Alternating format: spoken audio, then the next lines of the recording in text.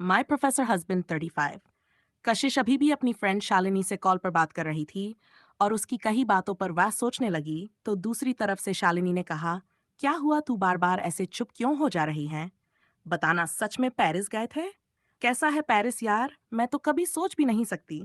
तू कितनी लकी है, शादी के बाद पहली ही जगह घूमने गई, वह भी सीधा पेरिस। शालिनी ने कुछ ज्यादा ही एक्साइटेड होते हुए कहा तो कशिश ने कहा, हाँ तो तुझे इतना शौक है तो तू भी शादी कर ले। जल्दी से तेरा हस्बैंड भी तुझे कहीं ना कहीं तो घुमाने लेकर जाएगा। क्या पता तेरी किस्मत भी लकी हो जाए। कशिश की बात सुनकर शालिनी ने मायूसी से कहा, बस कर, मुझे भी पता है मेरी किस्मत इतनी अच्छी कहाँ होने वाली है। और वैसे भी मेरी शादी इतनी जल्दी नहीं होने वाली। अभी मेरी एज ही क्या है। पढ़ाई खत्म होने से पहले तो घर वाले कहीं रिश्ता भी नहीं देखेंगे। शालिनी ने इतना कहा तो कशिश बोली, तो तुझे क्या जल्दी शादी करने का शौक है? और मेरी शादी तो किन हालातों में हुई, तुझे तो सब पता ही है। कशिश ने ये बात कही तो शालिनी ने कहा, हाँ लेकिन जिन हालातों में शादी हुई उसके बाद मुझे हनीमून पर तेरे पेरिस जाने की तो उम्मीद नहीं थी। इसीलिए तो इतनी हैरानी हो रही है मुझे। लेकिन चल, अच्छा है तेरे लिए, मैं खुश हूं। फाइनली तुम दोनों ने एक दूसरे को एक्सेप्ट कर लिया। यही अच्छा है। एक रिश्ते की अच्छी शुरुआत के लिए एक दूसरे को समझना जरूरी होता है। शालिनी ने काफी समझदारी भरी बातें करते हुए कहा तो कशिश बोली, अच्छा ठीक है, मैं तुझसे बाद में बात करूंगी, कल वहीं कॉलेज आकर। अभी मुझे बैग भी अनपैक करने हैं। सब कुछ अभी तक वैसे ही रखा हुआ है। कशिश की बात सुनते ही शालिनी ने कहा, अच्छा कल तू कॉलेज आएगी क्या? चलो अच्छी बात है, मैं वेट करूंगी। शालिनी के बोलते ही कशिश ने कहा, नहीं शायद कल नहीं आ पाऊंगी लेकिन परसों तो जरूर आऊंगी। कशिश ने जैसे ही शालिनी से इतना कहा तो शालिनी ने कहा, ठीक है यार, अभी एक हफ्ता तेरे बिना रही हूं तो एक दिन और भी रह लूंगी। वैसे वह प्रतीक बार बार तेरे बारे में पूछ रहा था और बोल रहा था तूने उसे ब्लॉक कर दिया है, ऐसा क्यों किया तूने? कशिश ने एक गहरी सांस लेते हुए कहा, यार तुझे पता है ना वो कैसे चिपकू जैसा मेरे पीछे पड़ा हुआ है। मुझे वो लड़का बिल्कुल पसंद नहीं है और वैसे भी अभी मेरी शादी हो चुकी है। मुझे उसमें पहले से भी कोई इंटरेस्ट नहीं था, लेकिन उसे ये बात समझ नहीं आती। कशिश ने जैसे शिकायत करते हुए कहा तो शालिनी बोली, अच्छा अच्छा ठीक है, मैं उसे समझा दूंगी कि तेरे पीछे ना जाए और ये भी बोल दूंगी कि तेरी शादी हो चुकी है और तेरा हस्बैंड बहुत ही डेंजरस है। इतना बोलकर शालिनी हंसने लगी तो कशिश ने सोते हुए विराज की तरफ देखकर कहा, नहीं नहीं, मेरे हस्बैंड तो बहुत ही स्वीट है। सच में जैसा हम सब समझते थे, विराज सर बिल्कुल भी वैसे खड़ूस और खतरनाक नहीं है। वह बहुत ही अच्छे, स्वीट और अंडरस्टैंडिंग इंसान है। कशिश ने विराज की इतनी तारीफ करते हुए कहा तो दूसरी तरफ से शालिनी हंस पड़ी और हंसते हुए बोली, हाँ हाँ, तू तो अभी तारीफ करेगी ही। तुझे इतनी अच्छी जगह पर हनीमून के लिए जो लेकर गए, इतना तो वैसे भी कोई हस्बैंड नहीं करता है, वह भी जब शादी ऐसी सिचुएशन में हुई हो। चलो लव मैरिज जो होती तो एक बार मैं इतना सरप्राइज ना होती। शालिनी ने कहा तो कशिश एकदम चुप हो गई और उसने कहा, अच्छा ठीक है, मैं रखती हूँ, बाय। इतना बोलकर उसने अपना फोन रख दिया और फिर पीछे मुड़कर विराज की तरफ देखा। वह अभी भी सो रहा था और रात काफी हो गई थी, तो कशिश भी चुपचाप आकर उसके बगल में लेट गई और कशिश विराज की तरफ देखते हुए अपने मन में सोचने लगी, क्या सच में विराज सर ने यह कुछ कृतिका दीदी के साथ सोचा होगा, अपनी शादीशुदा लाइफ और हनीमून सब कुछ? तो फिर उस दिन मेरे साथ वो इतने मेरे नजदीक क्यों आए जब उनके दिल में कोई और है? नहीं नहीं, ये सब क्या सोच रही हूं मैं। कृतिका दीदी से अभी वो नफरत करते हैं। वह अभी उन्हें बिल्कुल भी पसंद नहीं करेंगे, चाहे वह उनके सामने आ जाए। वह उन्हें देखेंगे तक नहीं। हाँ, मुझे राज पर पूरा भरोसा है। इतना बोलकर उसने जैसे खुद को तसल्ली दी और विराज की तरफ देखते हुए वहीं पर लेटी रही।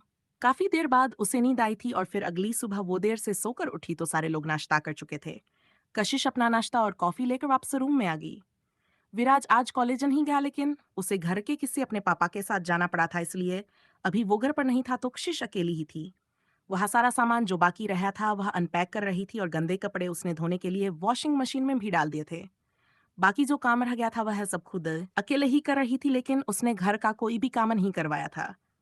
जैसा कि विराज ने बोला था, उसने एक और हाउस हेल्प लगवा दी थी, जिससे कि कशिश को कोई भी काम ना करना पड़े और कशिश अपना ज्यादातर काम उससे ही कह देती थी, क्योंकि उनकी पहले वाली काम करने वाली जो आंटी थी, वह कशिश की बात नहीं सुनती थी और उसके साथ काफी रूखा बर्बटाव करती थी। कशिश ने भी उनसे मिलजोल बढ़ने की ज्यादा कोशिश नहीं की और वह ज्यादातर अपने कमरे में ही रहती थी। अभी इस वक्त कॉफी पीते हुए वह अपने कमरे की बालकनी में खड़ी हुई थी, क्योंकि उसका और विराज का कमरा घर के फर्स्ट फ्लोर पर था। अभी तो बालकनी में आते ही उन्हें घर के नीचे का पूरा नजारा नजर आता था। अभी कशिश को भी घर का गार्डन और बाहर जाने वाला रास्ता नजर आ रहा था, और तभी उसने देखा कि एक जानी पहचानी सी लड़की घर के दरवाजे पर खड़ी थी और उसके सामने बाइक पर बैठा हुआ था। एक लड़का। लड़की ने इधर उधर देखा और बाइक पर बैठे हुए लड़के के गले से लग गई और फिर उसे बाय बोलकर अंदर आ गई। वह लड़की और कोई नहीं बल्कि चाची की लड़की नेहा ही थी।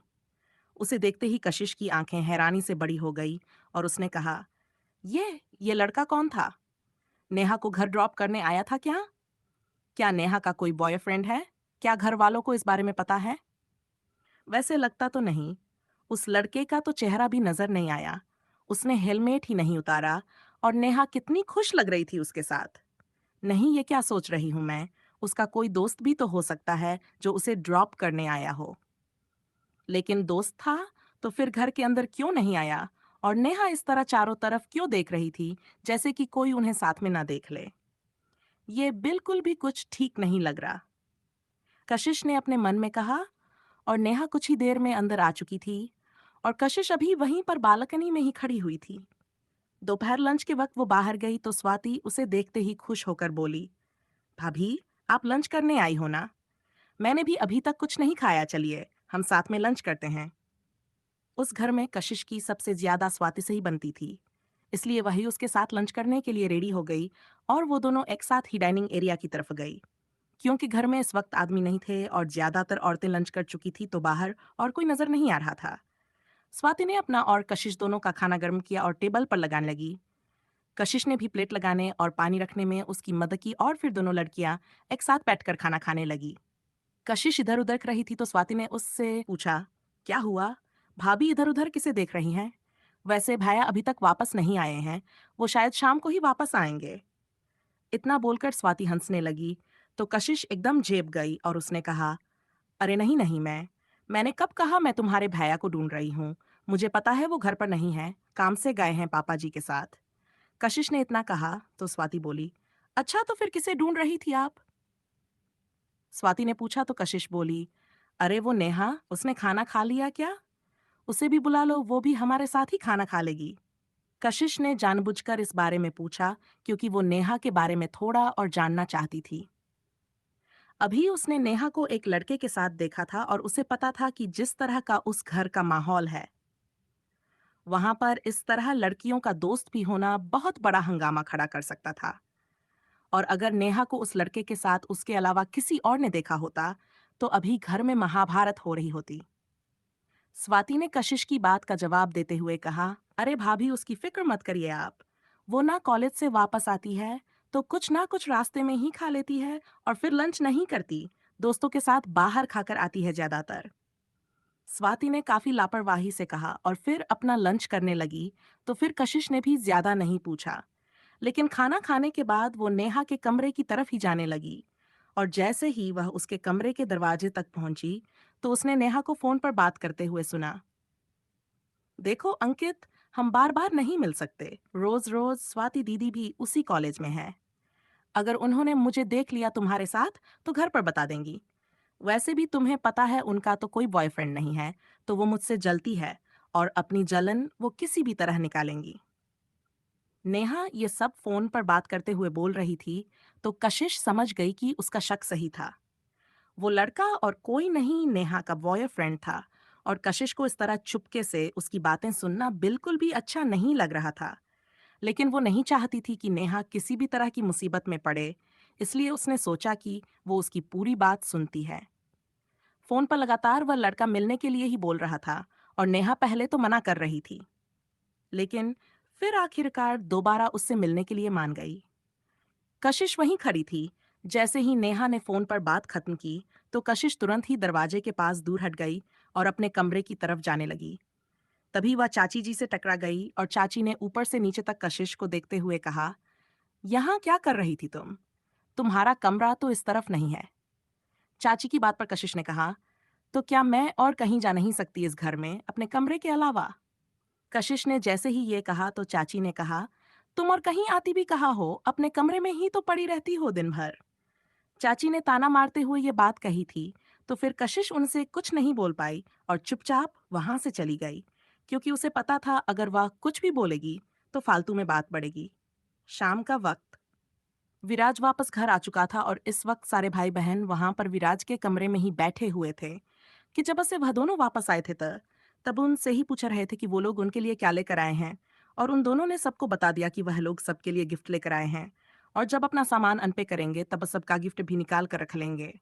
कशिश ने सुबह ही सबका गिफ्ट निकाल लिया था, लेकिन वह अकेले ही उन लोगों को गिफ्ट देने में उतनी कंफर्टेबल नहीं थी, इसलिए उसने विराज के आने का इंतजार किया। अभी कमरे में विराज, उसकी बहन स्वाति और उसके चाचा चाची के बच्चे और उसके कजिन नेहा और विशाल भी थे।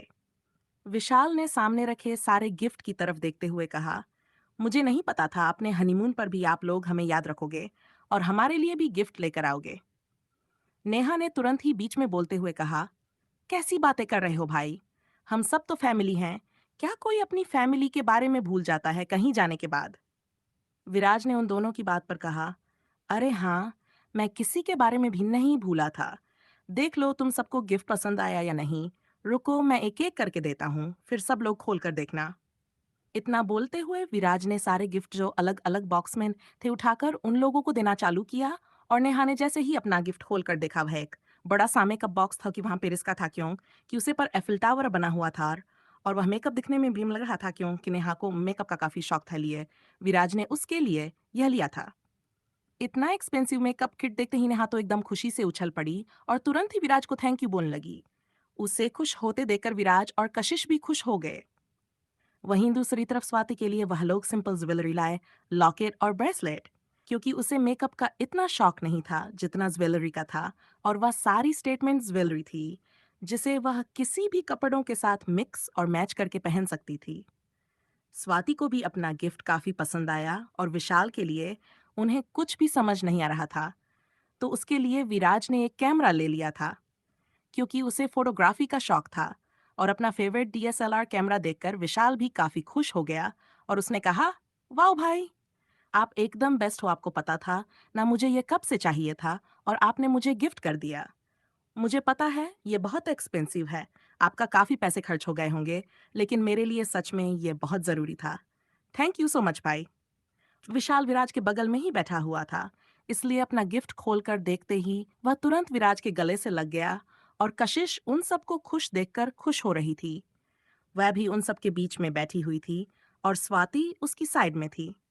भले ही विराज को सबकी चॉइस और इंटरेस्ट के बारे में पता था, लेकिन फिर भी वह सारी चीज पसंद कशिश ने की थी और सबको अपना गिफ्ट पसंद आया, इसलिए कशिश को भी अच्छा लगा। To be continued.